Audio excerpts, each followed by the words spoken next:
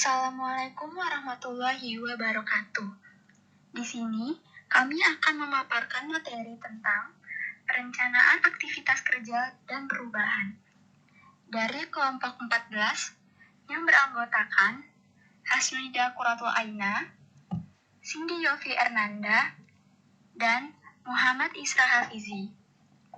Berikut materi yang ingin kami sampaikan.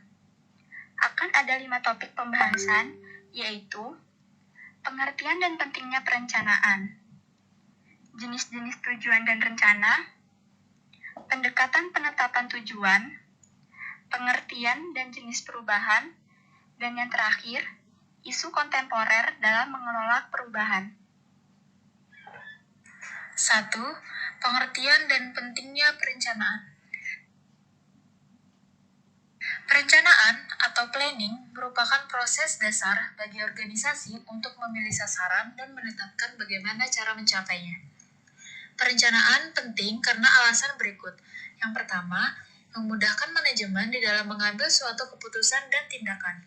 Yang kedua, perencanaan juga diperlukan dalam jenis kegiatan yang lain baik dalam organisasi maupun luar organisasi.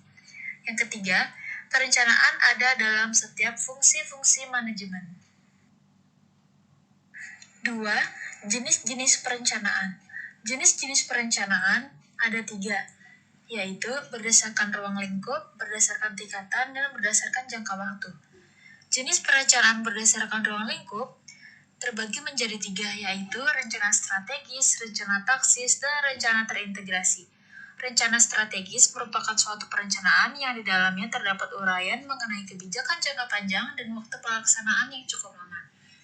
Rencana taksis ialah salah satu perencanaan yang di dalamnya terdapat uraian kebijakan yang bersifat jangka pendek dan mudah disesuaikan dengan aktivitas selama tujuannya masih sama. Yang terakhir, rencana terintegrasi, yakni sebuah perencanaan yang di dalamnya terdapat penjelasan secara menyeluruh dan sifatnya terpadu. Jenis perencanaan berdasarkan tingkatan terbagi menjadi 3, rencana induk, rencana operasional, dan rencana harian. Rencana induk yaitu segala perencanaan yang hanya fokus pada kebijakan organisasi dengan tujuan jangka panjang dan memiliki ruang lingkup yang luas. Rencana operasional adalah berbagai perencanaan yang berfokus pada pedoman atau petunjuk pelaksanaan dari program-program organisasi. Sedangkan rencana harian sebagai perencanaan yang di dalamnya terdapat aktivitas harian yang sifatnya rutin. Jenis perencanaan berdasarkan jangka waktu terbagi menjadi 3, yaitu rencana jangka pendek, rencana jangka menengah, dan rencana jangka panjang. Rencana jangka pendek yaitu segala perencanaan yang dibuat dan hanya berlaku kurang lebih selama 1 tahun. Rencana jangka menengah ialah salah satu perencanaan yang dibuat untuk jangka waktu 5-7 tahun kemudian. Sedangkan rencana jangka panjang merupakan sebuah perencanaan yang dibuat untuk jangka panjang yaitu 10-25 tahun kemudian. 3. Pendekatan penetapan tujuan. Dalam pendekatan penetapan tujuan, ada 2 jenis pendekatan, yaitu penetapan tujuan tradisional dan pendekatan dengan menggunakan MBO, Management by Objectives. Yang pertama, penetapan tujuan tradisional. Dalam penetapan tujuan pada pendekatan tradisional, tujuan ditetapkan oleh manajer tingkat puncak, melakukan perumusan dan penetapan tujuan yang kemudian diturunkan oleh manajer di tingkat bawahnya secara spesifik menjadi tujuan bagi setiap area organisasi. Tujuan tersebut digunakan untuk memandu setiap karyawan ketika bekerja, sehingga mencapai tujuan yang telah ditentukan.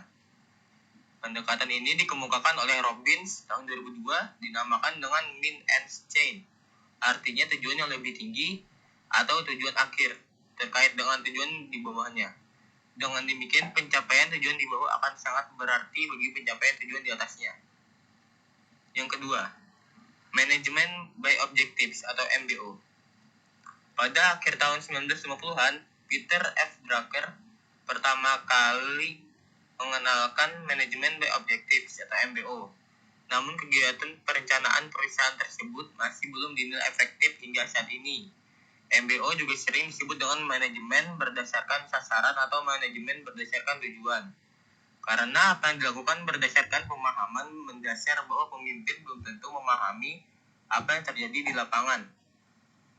Ada 4 faktor yang perlu disepakati oleh pemimpin dan bawahan agar proses MBO dapat tercapai, yaitu pertama, setiap bagian atau bawahan. Yang kedua, akan melakukan perencanaan. Yang ketiga, setiap kegiatan yang dilakukan melakukan standar pengukuran keberhasilan untuk pencapaian tujuan. Yang keempat, mengevaluasi keberhasilan pencapaian tujuan menggunakan prosedur. Dalam penerapannya, pendekatan MBO memiliki beberapa kelebihan dan kekurangan. Beberapa kelebihan dari pendekatan MBO yaitu pertama, MBO memfokuskan pada hasil akhir daripada niat baik maupun faktor personal.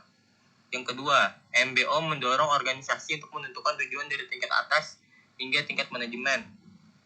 Yang ketiga, mendorong adanya manajemen diri dan komitmen dari setiap orang melalui partisipasi pada setiap langkah manajemen dalam penentuan tujuan.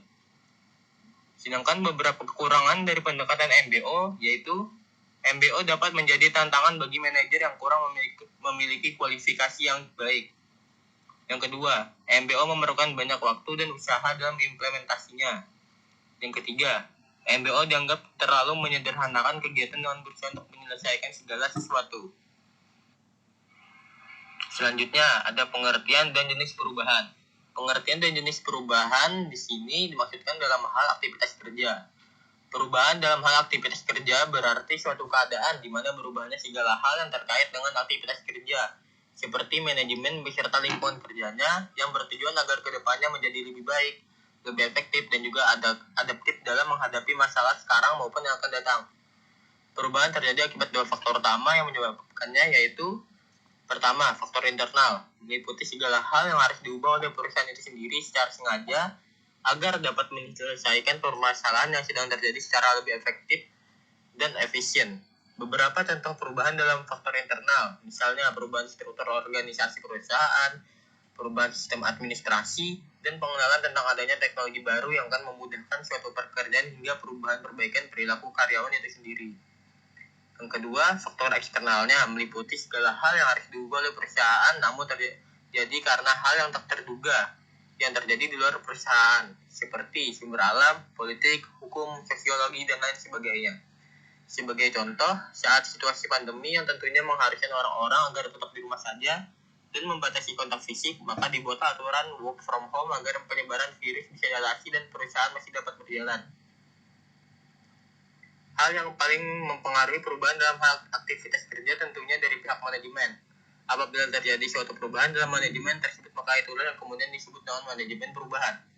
Manajemen perubahan merupakan upaya-upaya yang dilakukan untuk mengelola akibat-akibat yang ditimbulkan karena adanya perubahan dalam organisasi dengan tujuan membuat perubahan yang efektif dan tentunya agar organisasi tersebut berjalan ke arah yang lebih baik. Dalam manajemen perubahan, manajer berperan penting dalam hal ini. Seorang manajer harus memotivasi para stafnya bahwa perubahan itu memang harus diperlukan. Selain motivasi, seorang manajer juga harus mengawasi perubahan tersebut agar tercipta perubahan yang diinginkan. Dan yang terakhir, manajer juga harus mampu memahami resistensi individu dan organisasi yang dipimpin dalam melakukan perubahan. Secara umum, jenis-jenis perubahan terbagi atas 3 aspek, yaitu yang pertama, struktur. Terdiri atas perubahan yang terjadi pada komponen struktur dan desain struktur. Yang kedua, teknologi. Perubahan pada proses, metode, dan peralatan kerja dalam perusahaan. Yang ketiga, orang atau individu atau karyawannya dalam perusahaan itu sendiri. Perubahan terjadi pada sikap, ekspektasi, persepsi, dan perilaku individu dalam kelompok. Menurut Haris Chandra, tahun 2007, berdasarkan sifatnya terdapat 3 jenis perubahan dalam sebuah organisasi, yaitu yang pertama, smooth incremental change, di mana perubahan terjadi secara lambat, sistematis, dan dapat diprediksi serta mencakup rentetan perubahan dalam kecepatan konstan. Yang kedua, bumpy incremental change, di mana perubahan ini dicirikan sebagai periode relatif tenang yang sekali-kali disela percepatan gerak perubahan yang dipicu oleh perubahan lingkungan organisasi dan juga bisa bersumber dari internal seperti tuntutan peningkatan efisiensi dan perbaikan metode kerja. Yang ketiga, discontinuous change, di mana perubahan ditandai dengan pergeseran cepat.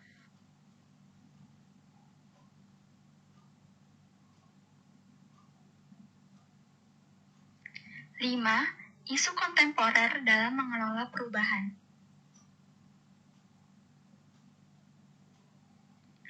Isu kontemporer merupakan isu atau masalah-masalah yang terjadi di masa sekarang.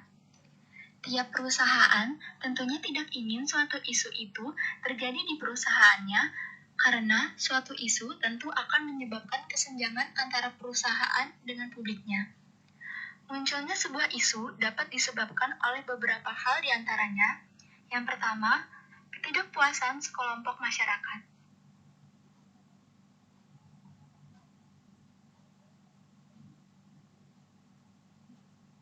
Yang kedua, terjadinya peristiwa dramatis. Yang ketiga, perubahan sosial. Yang keempat, kurang optimalnya kekuatan pemimpin. Jenis-jenis isu terbagi menjadi dua. Yang pertama, isu-isu internal, yaitu isu-isu yang bersumber dari internal organisasi. Biasanya hanya diketahui oleh pihak manajemen dan anggota organisasi. Yang kedua, isu eksternal, yaitu mencakup peristiwa-peristiwa atau fakta-fakta yang berkembang di luar organisasi yang berpengaruh langsung maupun tidak langsung pada aktivitas organisasi. 5 contoh isu kontemporer yang sering terjadi yaitu 1. Merangsang inovasi.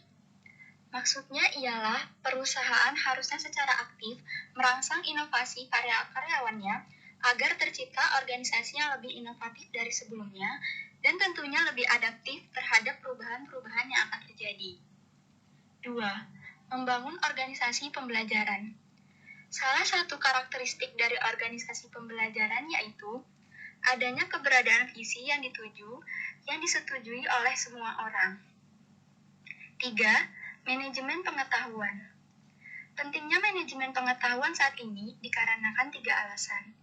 Yang pertama, dalam banyak organisasi sekarang ini, aset intelektual mempunyai nilai yang sama dengan aset fisik atau finansial. Kedua, ketika sebuah generasi ledakan bayi mulai meninggikan angkatan kerja, terjadi peningkatan angkatan kerja. Terjadi peningkatan kesadaran bahwa mereka mewakili hilangnya kekayaan pengetahuan jika tidak ada upaya menangkapnya.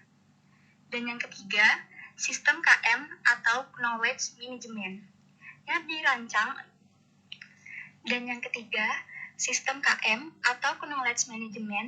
dirancang dengan baik akan meningkatkan efisiensi kinerja suatu organisasi serta dapat memberikan motivasi bagi karyawan dan membuat mereka mencapai kinerja yang lebih baik. 4. Mengubah budaya organisasi. Membentuk budaya baru tidaklah mudah, karena seorang manajer harus memperhatikan banyak hal, seperti memahami situasi dan menciptakan inovasi yang membuat para karyawan itu meninggalkan budaya lama mereka. 5. Stres karyawan. Stres merupakan suatu keadaan negatif yang mana seseorang merasakan tekanan berlebih yang dibebankan kepada mereka akibat tuntutan, peluang, dan sebagainya. Stres disebabkan oleh faktor pribadi, lingkungan, hingga pekerjaan. Stres dapat dikurangi dengan melakukan beberapa hal seperti melakukan hal yang disukai, beristirahat yang cukup, dan mencurahkan masalah kita kepada orang lain sebagai pendengar.